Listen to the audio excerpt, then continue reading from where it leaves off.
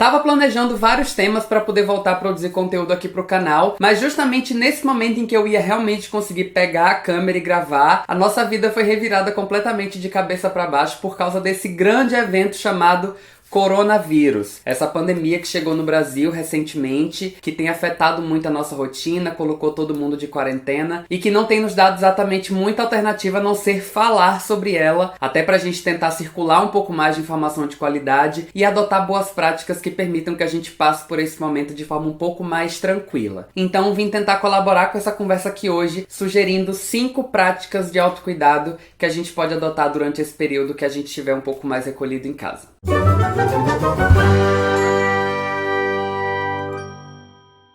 Oi amores, eu sou o Murilo Araújo, esse é o Muro Pequeno. Se você me acompanha aqui já tem um tempo, queria dizer que eu estava com saudade, estou feliz de estar de volta. E se essa é a sua primeira vez aqui no canal, se tá chegando agora, já queria pedir pra você clicar no botãozinho de se inscrever aqui, pra poder ficar ligado nos próximos vídeos que vão chegar aqui no canal. E indo direto ao assunto que tem ocupado o centro das nossas vidas nos últimos tempos, estamos no meio de uma pandemia, uma parada de alcance global, provocada pelo novo coronavírus, que chegou ao Brasil recentemente já provocou um impacto enorme na nossa vida, na nossa rotina, principalmente porque ele é um vírus extremamente contagioso, que ainda não tem vacina desenvolvida, não tem tratamento desenvolvido, que a única ferramenta que a gente tem para enfrentar nesse momento ainda é a prevenção. Por conta da forma extremamente acelerada como esse vírus tem se espalhado, a maior parte dos governos no mundo todo tem recomendado uma rotina de quarentena, de isolamento social, para que a gente possa evitar ao máximo possível a transmissão e o contágio desse vírus, que tem afetado inclusive de forma letal alguns grupos que são considerados de risco, como pessoas acima dos 60 anos e pessoas que têm outras doenças, outras predisposições, diabetes, problemas respiratórios, pessoas que estão em tratamento de câncer, esse tipo de coisa. Diga-se de passagem, essa rotina pra mim não é exatamente uma novidade por causa do perfil da minha vida mesmo. Eu fiz mestrado, fazia doutorado, então passei 7 anos trabalhando basicamente de casa, principalmente nos períodos de escrita, de trabalho, e agora eu trabalho como criador de conteúdo, que também é um trabalho em que eu passo a maior parte do meu tempo dentro de casa. Isso não significa que seja simples, pelo contrário, eu sei quais são os desafios de ter essa rotina, sem falar que as coisas agora ainda ficam um pouquinho mais complicadas, porque agora a gente tá falando de um momento de crise, de uma pandemia, uma parada que gera toda uma ansiedade e que também é mais restritivo do que a rotina que eu tinha. Agora a ideia é ficar realmente dentro de casa a maior parte do tempo, adotar uma rotina de isolamento social mesmo e só sair de casa quando for extremamente necessário. É uma parada que pode gerar um estresse significativo na gente, e aí é bacana que a gente adote algumas práticas de autocuidado, de cuidado com a nossa saúde física e mental, para que a gente consiga fazer esse momento ser um pouco mais tranquilo e para que os impactos dele não sejam assim tão significativos, apesar da gente saber que esses impactos necessariamente vão ocorrer, porque é isso, né? A gente tá no meio de uma situação que é bastante delicada na sociedade como um todo. E aí, falando inclusive da minha experiência como uma pessoa que fica a maior parte do tempo em casa, queria compartilhar com vocês algumas dicas que eu acho que podem ajudar a gente a passar por esse processo. A primeira dica pode parecer bastante óbvia, mas eu acho que é a mais importante de todas. Cuide da sua saúde física e da sua saúde mental. E aqui eu tô falando numa dimensão muito ampla mesmo. Primeiro e mais importante, mantenha os cuidados indicados por todos os órgãos de saúde para evitar ao máximo possível o contato e a infecção pelo coronavírus. Eu sei que para muitas pessoas nem é possível seguir todas as orientações, inclusive essa coisa da quarentena de isolamento, tem pessoas para quem isso simplesmente não é possível, mas isso não significa que a gente pode deixar de tomar alguns cuidados. O que for possível fazer para evitar a infecção pelo coronavírus, faça. É muito importante manter uma rotina de prevenção, não só por você, mas pelas outras pessoas também. Então, se puder, fique de quarentena, fique em casa, não saia de casa, só saia de casa quando for necessário. Mantenha uma rotina de higiene frequente, lave sempre as suas mãos, use álcool em gel com concentração de 70%,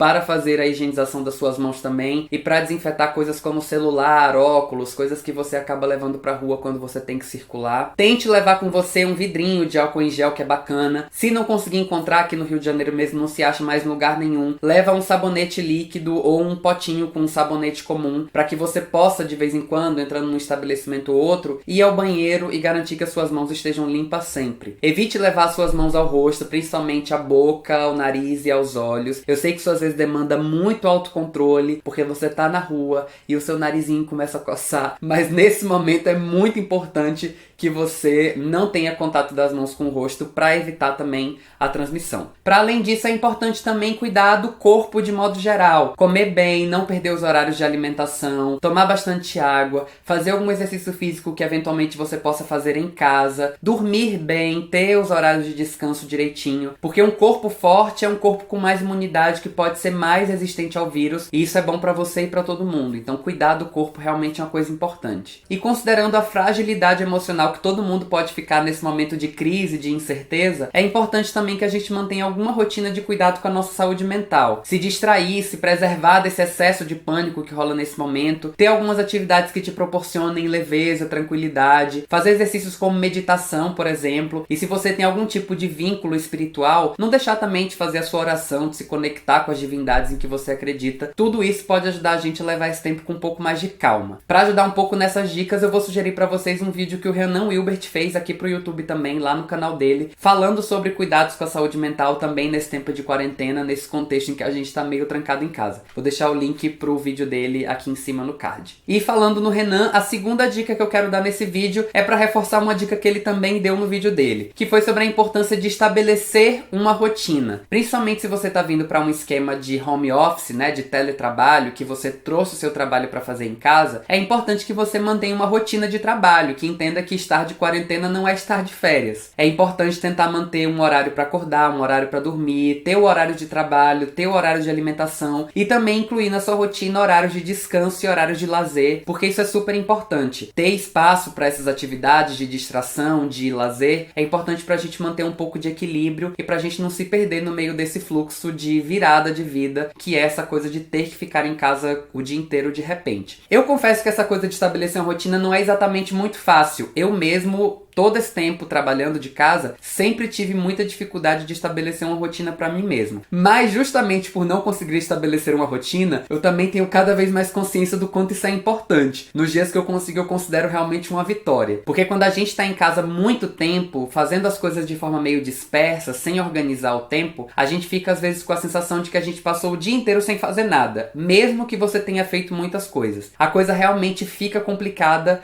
porque a gente fica meio perdido consigo mesmo no meio desse rolê de estar em casa. E aí a maneira de organizar a sua rotina é a que for melhor, que você acha que funciona pra você. Mas é importante que a gente tente, na medida do possível, estabelecer um fluxo pro dia da gente, pra gente ter mais noção do que aconteceu, de quanto tempo a gente dedicou pra cada coisa e pra gente conseguir equilibrar também o tempo que a gente dedica pra cada tipo de atividade. Terceira dica é pra não perder os seus vínculos emocionais. Se isolar fisicamente dentro da sua casa não significa se isolar emocionalmente das pessoas, porque esse laço emocional, esse vínculo emocional que a gente tem é importante tanto pra gente quanto pras outras pessoas. Principalmente nesse momento que, como eu já disse algumas vezes, tá todo mundo meio ansioso, meio estressado com essa incerteza que é estar no meio de uma experiência como uma pandemia. Então converse com seus colegas de trabalho, com quem você tem algum vínculo, pra poder saber como é que estão as coisas. Conversem com seus colegas de escola ou de faculdade pra saber como é que tá a rotina de estudos, pra pedir ajuda com alguma coisa. Mantenha contato com amigos, com família, liga pra aquela sua avó, pra aquela sua tia mais velha, que talvez esteja um pouco ansiosa e estressada por fazer parte do grupo de risco. Marca de tomar uma cerveja com seus amigos, cada um da sua casa, numa chamada de vídeo. Já fiz isso com amigos que moram longe e é maravilhoso. Agora a gente não mora exatamente longe, mas a gente pode reproduzir esse sistema temporariamente. E é isso, encontre formas de manter esses vínculos sociais, esses vínculos emocionais de alguma forma, para que você não se desconecte completamente do mundo exterior e não se sinta sufocado dentro da sua casa 100% do tempo. E tem outras formas de fazer isso. Para além dessa conexão mais direta com alguns amigos, tem grupos e movimentos que estão fazendo transmissão de apresentações culturais, de palestras, de cursos. Se você tem alguma espiritualidade, mais uma vez,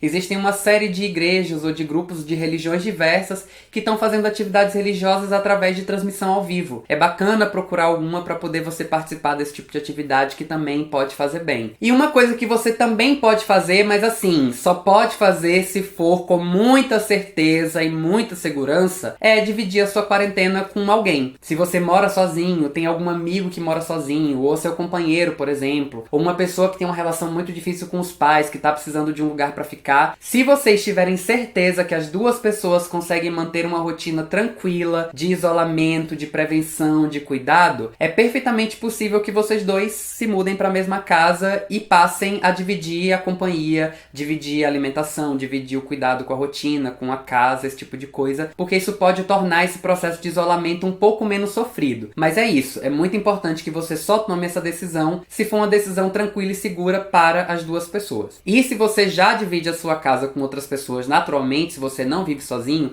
o que eu acredito que seja a realidade da maioria das pessoas, é ainda mais importante manter essas rotinas de cuidado frequente para que nem a sua saúde fique em risco, nem a saúde das outras pessoas. Minha quarta dica é uma dica que eu também acho bastante importante, que é para não aumentar o pânico, nem o seu, nem o dos outros. Já repeti várias vezes que é muito comum que a gente tenha alguma ansiedade, algum estresse, alguma preocupação diante de um momento de crise, que é um momento incerto, um momento muito novo, mas é importante que a gente use isso como uma preocupação justa pra gente se cuidar da forma que precisa e tomar todas as precauções que são necessárias pra parada não se espalhar. Não significa que a gente precisa transformar isso num pânico, num desespero completo, porque o pânico e o desespero não são aliados, não ajudam em absolutamente nada. Então é importante que você também tente desligar a sua cabeça disso de vez em quando, dar uma desintoxicada das redes sociais, porque às vezes a gente tá falando disso nas redes sociais o tempo inteiro, constantemente, e muito importante, se informe exclusivamente por fontes seguras, para não ficar consumindo fake news alarmistas que vão só aumentar o pânico, e tenha certeza também de não compartilhar notícias falsas. Todas as vezes que você quiser compartilhar uma informação, verifica se essa informação é segura, se está registrada numa fonte segura, porque ao contrário do desespero, a informação sim pode ser um aliado importante para todo mundo. Não precisa ficar procurando notícia de crise o tempo todo, para não se estressar demais com isso, e quando for procurar informação,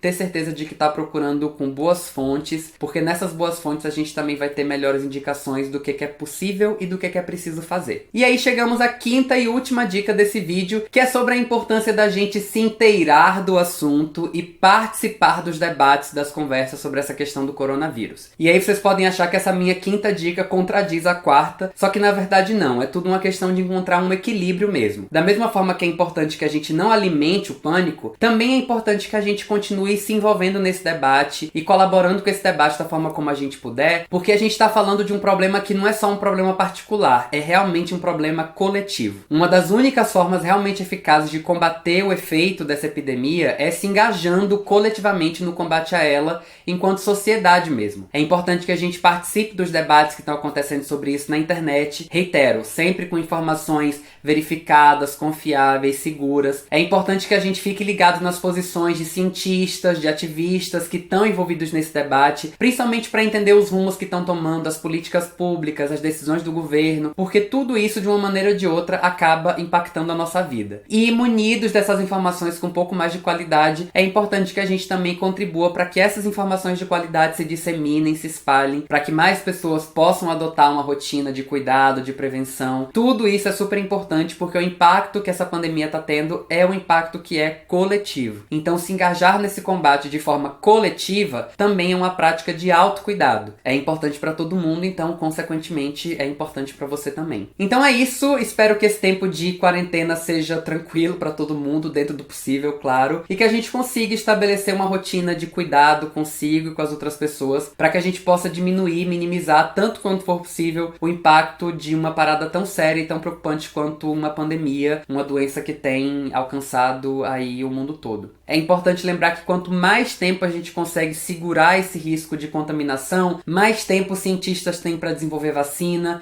para desenvolver medicamento, para entender o comportamento desse vírus, a maneira como ele se espalha, a maneira como ele se manifesta no corpo. Então todo mundo sai ganhando com isso. E mesmo que a gente não consiga adotar toda a rotina de prevenção como seria ideal, é super importante que a gente faça tudo o que estiver ao nosso alcance para que esse problema não acabe tomando uma proporção ainda maior. E se você tem mais dicas de práticas de autocuidado, de proteção, de prevenção, deixa aqui nos comentários e espalhe esse vídeo entre os amigos também pra gente circular essa conversa, trazer mais gente pra falar sobre esse assunto e ajudar todo mundo a passar por esse processo com um pouco mais de tranquilidade pelo menos. Por hoje é isso, um beijo grande pra todo mundo e a gente se vê no próximo vídeo aqui no Muro Pequeno. Até lá, tchau, tchau!